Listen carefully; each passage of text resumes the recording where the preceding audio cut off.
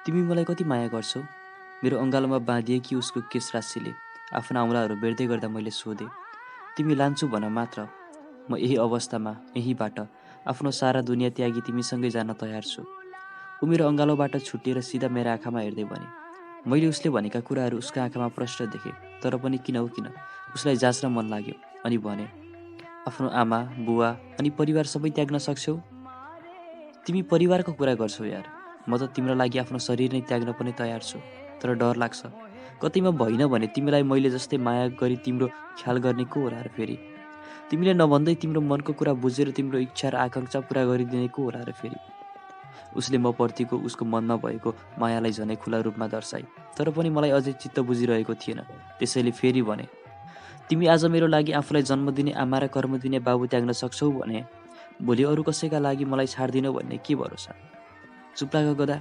योपल्ट भने ऊ मजाले नै जोकिए। साला तिम्रो लागि परिवार छाड्छु भन्दा परिवार चाहिँ भोलि तिमीलाई छाडुला भन्ने डर रे। परिवार छाड्दिन भन्दा माया गरिनौ रे। होइन कतिसम्म सोच्न सक्छौ यार तिमीहरूले हाम्रो बारेमा? खुइ हामीले त केही भन्दैनौ त यस्तो उस्तो। अझ तिमीहरू सबैभन्दा ठुलो काण्ड त त्यति बेला मचाउँछौ जब प्रेम सम्बन्धमा शारीरिक सम्बन्धको कुरा आउँछ। तिमीहरूले भनेको मानेर एकै वचनमा तिमीहरूसँग सुते भने चालचलन ठिक नै रे, बानी त्यस्तै खालको रे। अनि नमानेर नसुते फेरि विश्वास भएन रे, माया गर्दिन रे, भाउ खोजी रे, ह्यान रे त्यान रे। हाम्रो मनको कुरा पनि बुझ न यार कहिलेकाहीँ त मेरो कालो। तिमीलाई माया गर्छु के यार, यसरी मलाई जाँचिराख्नु पर्दैन। केही कुरा त पोजिटिभली सोच न। तिम्रो लागि आमा बुवा छाड्न सक्छु भने सोच त तिमीलाई कति माया गर्ने रहेछु। तिम्रो एकै वचनमा तिमीलाई आफ्नो इज्जत सुम्पन तयार हुन्छु भने सोच त तिमीलाई कति विश्वास गर्ने रहेछु। गधा, तिमी मेरो सब थोक हौ हेर।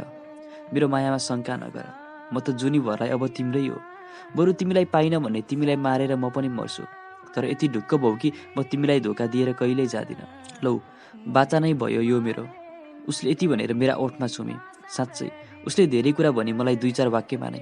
आखिर सम्बन्ध बिगार्न खोज्ने त मनै रहेछु नि शङ्का गरेर। ऊ मसँग कयौँ पटक सुती, कहिल्यै नाइ भनिन। आफ्नो इज्जत मेरो हातमा राखिदिए। तर म मूर्ख भने त्यति हुँदा पनि उसैलाई शङ्का गरिरहेछु। साँच्चै धिक्कार छ म पुरुष हुनुमा। धिक्कार छ मेरो यो सोचप्रति। धिक्कार छ यो समाजप्रति जसको शिक्षाले आज मलाई यस्तो बनायो।